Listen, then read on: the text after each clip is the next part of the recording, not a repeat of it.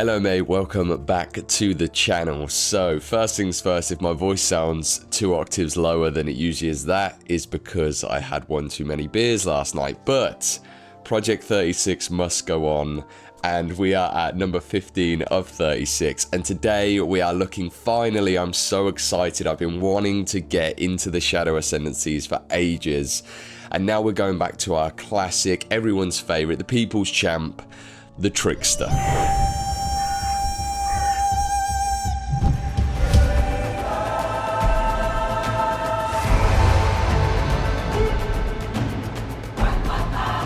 Alright, so here we are at the presentation screen. You can see the tree. We've got 9 nodes we're going to go through, and then we've got a trio node in there as well. But first off, as always, we're going to read a little something, get into the mood, get into the theme. And this one is a little bit different because we've got a poem. In the quiet is where you'll find me. In the dark you try keep step. A whisper, a flicker, a shadowed smile. I'm always one secret ahead. I dance in the folds of your vision, slipping through where you stare. Illusions unravel your senses, whilst your swings touch only air. With sleight of hand and a phantom's grace, I weave webs of deceit. A trickster's art, a thief of hearts, where silence and shadows meet. I vanish before you can catch me, leaving you lost in the fray. For in the night I am nothing, and nothing leads you astray. I love that. That's freaking wicked. I hope you enjoyed that as much as me. A bit of a poetry reading, a bit different for this one. And then we've got the themes, okay? So, illusion, whispers, thievery, and elusive. Okay, so we know what illusions are. You know, illusion magic kind of thing. We've got an idea for that. Thievery is something kind of new. We're going to look at a node based around that. Elusive, obviously, very powerful mechanic. And whispers are an entirely new mechanic that we have come up with. Something fun, akin to kind of curses. So let's get into the node, shall we? All right, so where I'd like to start is if we move up, then we've got some increased movement speed, attack and cast speed. You're going to see this on a lot of the travel nodes. And then we're bringing back a favorite, a very good utility, one step ahead. So this is coming back from PoE 1 with a slight adjustment. So your action speed is at least 108% of its base value. So you get 8% more action speed, and nearby enemies' action speed is never more than 92% of its base value. This is a really simple but also quite unique and flavorful node that I think was just really good on the Trickster. I'm really glad that we can bring it back, and I think this will be even more powerful in PoE 2. And then you've got hitting an enemy from behind grants phasing for 1.5 seconds. Now, I already think this node was in a pretty good space. It was pretty balanced, but I just wanted to add something that was a little flavorful and added a little bit more thematic elements to the gameplay that you would notice. 1.5 seconds of phasing isn't necessarily the most powerful thing, and triggering that off the back of hitting someone on the back is not very easy to do, especially the way that ARPGs work, or PoE works in particular. However, if you have stealth, if you have an ability that, you know, maybe like ambush that sort of teleports you behind a target, anything like that, then, which I expect will have something like that in the game, then this could all of a sudden become quite powerful and give you more kind of options, defensive options, maneuverability around the battlefield. So let's turn that on. And then I think we'll go to the old classics, okay? Keeping on this theme of we'll get all the old nodes that we've kind of picked up and brought back in. So we've got increased energy shield and increased evasion rating. And then we get escape artists, so evasion as an art form. Anytime an enemy misses you, you have a 20% chance to gain a ghost shroud. Dodge rolling and avoiding a hit grants a ghost shroud. So this is the new bit that we've added to the node. The bit at the bottom here, +5 to evasion rating per 1 maximum energy shield, and then increased energy shield based on your evasion rating on your different armor pieces. That's coming directly ported over from PoE 1. I wanted to add just a little extra flavor, something else that's going on mechanically. It isn't super powerful, to be honest, in its own right, but it just gives you an extra little way of gaining ghost shrouds, and it very much fits this kind of mechanic. So if for whatever reason you weren't going to be picking up ghost shrouds from the passive tree, if that's even a thing on the passive tree, then you'll be able to get it from here. So that's Escape Artist, and then we come, so in PoE 1 you would have 2 branches. Now we've got rid of the suppression branch, the suppression node, and the energy shield regen on suppression, because as Connor, or One Mana Left, was recently talking about in his recovery video, having a way to constantly trigger energy shield recovery and having suppression, essentially like very easy suppression cap, just feels like a crazy amount of recovery that I don't think will suit the game very well, to be honest. So I wanted to simplify it a little bit. So we get some more energy shield and evasion rating, and then we get Soul Drinker. So Soul Drinker is a way of you essentially getting what the Slayer has with life overleach. You're now getting that with energy shield overleach. We've changed this up a little bit.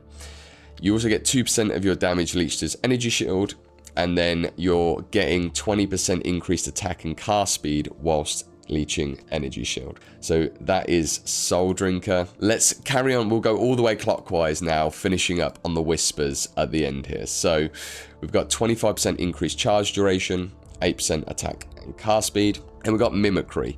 Now, in PoE 1, the Trickster had a charge node, and it was 200% increased charge duration. With Mimicry, I wanted to keep in this charge theme, but just do something that I think would feel a little bit more interesting when you're playing. Any charges you gain are doubled. That's already just incredibly powerful with the impact that charges have in PoE. And then you have a 10% chance to gain 3 charges whenever you gain a charge. On top of this, we have another very different effect, which is you gain the benefits of the closest enemy's aura in your presence. And so there's many different things that will count as auras. We don't know 100% what they are, but even if it was just a haste aura or something like that, very powerful effect, especially when you need it when you're encountering these mobs. So Mimicry, really fun. This idea of thievery, this is like that thievery theme. Okay, next coming round, 25% charge duration and attack and cast speed again. And then we've got Theft. So again, this is kind of that theft little quadrant of the tree. This really leans into that. So you steal a random modifier from the last modded enemy you hit. You can have 1 stolen modifier at a time. You cannot steal more than 1 modifier from a single enemy or more than once every 4 seconds. So this is just allowing you to go up to a mob. They've got, say they're a 3 modded mob. You can hit them, you steal one of their mods, so now they're down to 2 mods, and you've got one of them. Now, hopefully you're going to get the one that you want, or one that's more impactful for your build, or whatever it is. You can't control that, it's just this fun thing where you're just stealing mods. Now, you can't do it more than once every 4 seconds, and the reason we've put that in is not because you're going to be stealing all of the mods, because you can only steal 1 mod from any enemy. It's that if you're in a pack, and the pack, or there's 2 rares chasing you, let's say, and they both have different mods, and you're accidentally hitting both of them, but maybe you're hitting one of them first and then you're hitting the other one first from time to time. You don't want to be constantly jumping between different mods. So this means that you have an ability to change every 4 seconds and target it, but it's not accidentally changing all the time. You can steal a charge from an enemy on hit if you have not stolen a charge recently. So recently is 4 seconds, as most of you know. And charges stolen are converted to charges you can use with skills you have equipped. So this is kind of more of a situation, a little bit of a bonus, nice thing where you're coming up against an enemy that's got charge generation, or they naturally have like maximum charges or something. I don't know what mods they're going to have. This is going to allow you to take charges from them every 4 seconds. So you're getting a steady stream of charges, but then also the charges, say you have an endurance charge. In PoE 1, that would be fine because you're getting this inherent buff, whereas in PoE 2, from what we understand, you don't get inherent buffs from these charges. They're there to be spent. If you have no skills that can spend an endurance charge, it's not going to feel good. So when you steal the charge, it will convert the charge over to a type that you have an ability to use. Now, if you don't have the ability to use any charge skills, then you're not going to be stealing a charge. That's Theft. That was quite a fun one. We've played around with stealing mods and stuff, but this just, we had to move some other stuff around and bring this onto the Trickster because this feels really at home here. Next up, Travel Node, increased life and energy shield and attack and cast speed again. And then we've got Misty Step. For all you D&D heads out there, had to name it Misty Step. Slipping through fingers like mist through vents. Evading a hit by dodge rolling grants elusive. If you already have elusive, it resets the effect. Now this is very powerful because there's not many ways to reset elusive. The point of elusive is that you have it until it runs out. Whereas this is rewarding you for actively dodge rolling, and then you're gaining elusive based on that. And then whilst you have elusive, recover 2% of life or energy shield, whichever is higher, each time you evade a hit. So this number is going to need to be tweaked very delicately. Again, going back to what we were talking about earlier about the recovery, potential recovery issues and balancing recovery. We know they don't want recovery to be as high. They've stated this. So maybe that number needs to be 0.5% or maybe it needs to be 4%. It really depends. It's likely not going to be any higher than 2%. So we've kept it at 2. Maybe it needs to go lower. But the idea is this is going to allow you to have a really solid natural recovery, as long as your evasion is nice and high. So for the purposes of this node as well, dodge rolling is classed as evading. So every time you dodge roll as well, and you might be able to dodge roll under 3 projectiles or something, you're going to be getting back 6% of your life or energy shield. And the reason we've got this life or energy shield element, big up to Omega Cybers for this suggestion, is to just allow you some flexibility in your build. Maybe you want to build energy shield, maybe you're going energy shieldless. This gives you that flexibility. So that's Misty Step. Fun one, rewarding, active dodging. Next, increased movement speed, increased elusive effect, and then we've got Shadowcraft. So, whenever you gain stealth or elusive, leave behind your shadow that taunts for 1 second. When enemies hit you, there is a 50% chance that their shadow pins them for 1 second. Let's just focus on this top bit for a second. So, whenever you're gaining stealth or elusive, that could be, so if you've taken Misty Step, every time you're dodge rolling and successfully avoid an attack, again, it has to avoid the attack, you're leaving behind a shadow that taunts. Now these shadows are just these invulnerable, kind of like distracting figures, this like illusionary magic style thing. Every time an enemy hits you, there's a 50% chance that their shadow pins them. So this is a really nice effect. If you're running away, you're trying to be elusive, you're trying to get around as a trickster, I imagine would, and you're getting chased down. And so this is giving you just that 1 second window where they're pinned. And quite often, say you're getting zerged down, half the group is going to be pinned for a second. So it's kind of forcing them to stutter step and to give you just a 1 second window to do something. And then on the bottom of this node, we've got reaching 25% life causes all enemy shadows to pin them for 2 seconds. This effect has a 25-second cooldown. So this is just another sort of like nice little bonus that we've added. You can see what we're trying to do with a lot of these nodes is have the core node and then have like a fun little thing that sort of adds on to it and affects your gameplay maybe every now and then, a little bit less impactfully, but still fun. And so this is just a really nice defensive layer. So you're getting a souped up version of this shadow pinging effect every time you hit 25% life. Now, the 25% cooldown is there to stop you sort of hopping between 27 and 24% or manually triggering this.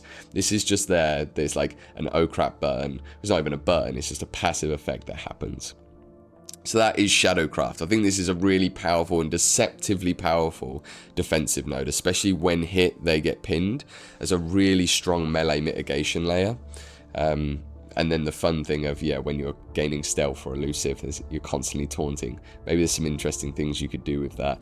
We might have to put like a diminishing return on that or something if someone finds a way to like constantly trigger stealth every second. But I would hope that would not be in the game. All right. Increased energy shield and increased evasion rating, and this is where we're getting onto whispers. And whispers are this kind of like unique new mechanic that I thought, oh, wouldn't it be fun if like you were whispering, like things into the ears of the people that you're kind of like evading and dancing around, right? So we've got 3 different whispers here, and I'll explain the mechanic of how it works, and then we'll go into like the differences between all of them. I wanted to offer some different kind of like options that people can use. So a whisper only affects a rare and unique enemy. So if we take a look at Whisper of Madness for a second, the point is that anytime you're gaining stealth or elusive, you activate a whisper, and it affects all rare and unique enemies within 10 meters. So this could be used, we've seen a lot of in your presence language being used, and I think that kind of means like screen wide. So let's just imagine it's the whole screen for something like this. So that's how you're going to be activating your whispers. So every time you gain stealth and elusive, you activate whatever whisper you've selected. Maybe there's some unique items that grant whispers as well. That could be interesting. but you're getting this mainly from this Ascendancy. Whispers of Madness, as an example, is affected enemies gain madness for 4 seconds. Killing an affected rare or unique enemy inflicts the madness on all other enemies. This effect has a 12-second cooldown. So, what's madness? Just very quickly, so madness causes enemies to attack their nearest entity, whether that's an ally or an enemy. So if you get out of dodge, they're going to hit whoever's closest to them. That's the madness mechanic that I used in the Defiler. Check out that video if you want to see sort of that being taken to a bit more of a degree. But we brought that in here, and then the idea is, so the first sort of 4 seconds, that rare is just like piling into their own enemies and stuff. And then after the 4 seconds, they're going to be, you know, they shake off this effect. And that happens every 12 seconds. However, once you kill them, you then get another effect, and you'll see this across the other ones. So once you kill the rare or unique enemy that's affected by the Whisper, they then inflict madness on all the enemies around them. So it's a nice little 1-2 punch. So let's move on to another one. That's Whispers of Madness. Let's go Whispers of Dissonance. Again, triggered the same way. Affected enemies' hit chance is unlucky and they cannot crit. So this is a much more kind of simple but straightforward sort of defensive layer. So again, affected enemies. So this is only rare and unique enemies that are being affected by this. Killing an affected rare or unique enemy grants stealth even while attacking for 4 seconds. So once you kill a rare or unique, you're getting this really strong like super stealth. So stealth, the idea that I have for it is, and I don't know if it's going to work this way, but is essentially it's like almost full like detection mitigation. You're kind of invisible completely, but then when you attack or do anything, you're going to break your stealth, right? This allows you to essentially have 4 seconds where you're going ham. Now, rares and uniques, I don't expect we're going to have like headhunter level, like, you know, 15 rares on screen at once in PoE 2. I'm pretty sure that's not the case. So I think this will be coming up fairly rarely. And often once you've killed a rare in a pack, you don't really need the challenges in there. It's hard to abuse this because you're going to, you know, just be using it against white mobs and stuff like that. If you've got 2 rares, this becomes really powerful. So I love that. And again, Whispers have a 12-second cooldown.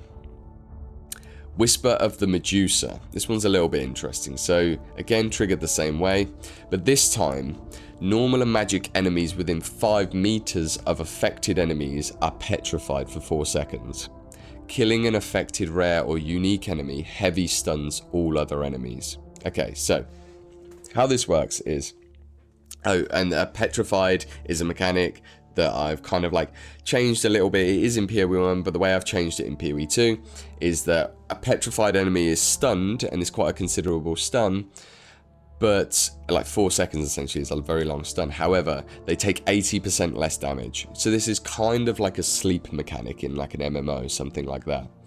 So the idea here is you walk into a space, there's a rare, you know, or a unique enemy, or let's say a unique enemy spawns a load of ads, right? All of those normal and magic monsters that they've summoned are petrified for 4 seconds, so it keeps them out of the fight. And the idea is this, like, this is allowing you to make way to focus on the, you know, the tough enemy at hand. And then once they come out of that, they're just good to go again. And that's happening every 12 seconds. So you're getting a third of the time, the enemies around your difficult foes, your rares and uniques, are going to be petrified. You can still do damage to them, but it's not in your favor to do that. And then once you kill the rare or unique, it then heavy stuns all of the enemies around them again.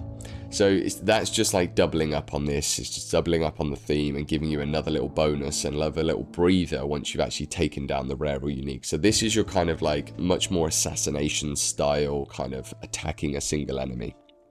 So now if we've taken one of these whispers, let's just say we take Whisper of Dissonance, and we want to double down on this Whisper gameplay, we can then come into increased energy shield and evasion rating, and then we get Whispers of Doom.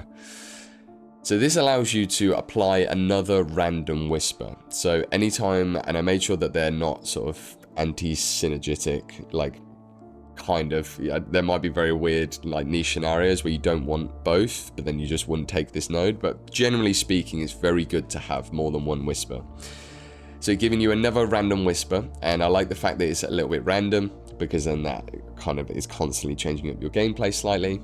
And then you get cull enemies affected by your whispers. So for those of you that don't know, Dreamcore did an update on this. We found out from a little tooltip, at least in the current state of the game, that cull now works very differently, where you essentially have normal, you have 30, 20, 10 and 5% cull range, and that is relative to the rarity respectively of the monster. So normal enemies 30%, magic 20, rare 10 and unique 5. I think this is actually a really smart change, and then I think there's some interesting things that you could do with items around this. Maybe, you know, you have a headsman's axe that turns your unique cull range into, you know, 20% or something like that, right? On the bottom here as well, we've got a line: when an enemy affected by your whisper dies, all nearby magic and normal monsters lose 50% of their health. This is another example of doubling down on this. If you just focus on the rare, that's what these nodes and these whispers are kind of like focused all around, and get rid of that rare, then you're putting some, not only just a debuff from your other two whispers that you've now got active, but you're also taking 50% of their life. So this is a really strong, like, clean up mechanic that's rewarding you. Now, maybe this needs to be 25%, something like that. But I just wanted to add again this little like bonus line that gives a nice chunk, a nice little noticeable bonus whenever this node comes into use. So that is the Trickster. So I had a lot of fun doing this one because, like you guys, like a large portion of the PoE community, I love the Trickster. I think the Trickster is a fantastic Ascendancy. It's really interesting. It offers lots of options. And I think that's the thing I love most about it. It feels like you can do a lot of different builds with it. And I wanted to kind of bring all the good stuff that I love from the original Trickster. Like the Masteries node obviously doesn't make it back because we don't have Masteries, and there's a couple others that I thought were like a bit mid, to be honest, but that's just my take. And I wanted to add a load of fun extra stuff. So we've changed up the way the charge stuff works. That's a little bit different, but then we've got things like theft, right? We've got things like Misty Step and trying to use some of the new mechanics, and then we've got this whole new thing with whispers as we've just gone through. So yeah, I had a really good time doing this one. I think if I was to, you know, do my first picks, I think I would probably try and play something that is definitely using a lot of the defensive layers and the illusion stuff. I would definitely get Escape Artist because it's just so powerful. I'm kind of thinking like I like to play defensive characters. Then I would probably avoid the Leech, just to save the points, to be honest. One step ahead, again, really incredible defensive layer, but I'm not going to go for that. I think the first thing I would definitely do is go for Theft after getting Escape Artist, because I think this is just really fun. And it also gives you some charge generation. I think using charge skills is going to be potentially really powerful. There'll be some interesting things to do with maybe burning a power charge we've seen for Flicker Strike, but also maybe for generating stealth and things like that. On top of that, I would probably grab Misty Step, mainly because one, elusive is an incredibly powerful effect. Dodge rolling, I think, is going to be fun, and feeling that I love that reward of feeling like you've been rewarded for a mechanical skill choice. So actively dodging people, and then we're gaining loads of recovery from that. And then instead of getting Shadowcraft, because I think we're going to be dodging around, we're going to have power charges to spend maybe for some mobility stuff, I'm going to grab one of the Whispers. I think for me, Whispers of Madness is probably the most fun. But if we were trying to keep moving around and keep that mobility, I'd probably get Whispers of Dissonance. And this would give us that really nice stealth bonus once we've killed a rare to get out, but also just a solid defensive layer with unlucky hit chance, and they cannot crit. Do you know what, actually looking at that, I'm like, that might be a bit broken. We might have to bring the crit avoidance down. Yeah, because that's an incredibly strong thing for 1 point. But yeah, that's my choices. Let me know what your choices are. We obviously don't have enough skills to really think out a build right now, but there's just that's what I'm going for in my mind. The one big thing that I'm going to announce now, I'm going to put out a post about it as well, is that me, Try, and Dreamcore are doing a 3-way Ascendancy battle. So we've done our Ascendancy battles in the past with Try. We've had a really good time doing them. Great sort of engagement from everyone.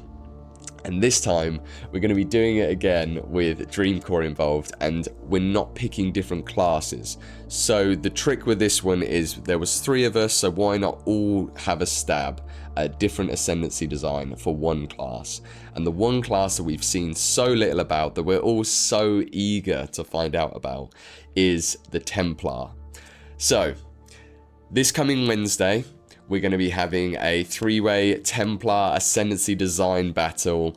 I would love you to be there. We're going to do it live over on my Twitch channel, so I'll put the Twitch down in the description. Go over, hit follow, set your reminder. It is going to be at 10 AM GMT +1, which is BST. So for you guys over in the States, that's going to be earlier in the morning, and for you guys in Central Europe and east of that, it's going to be later in the day.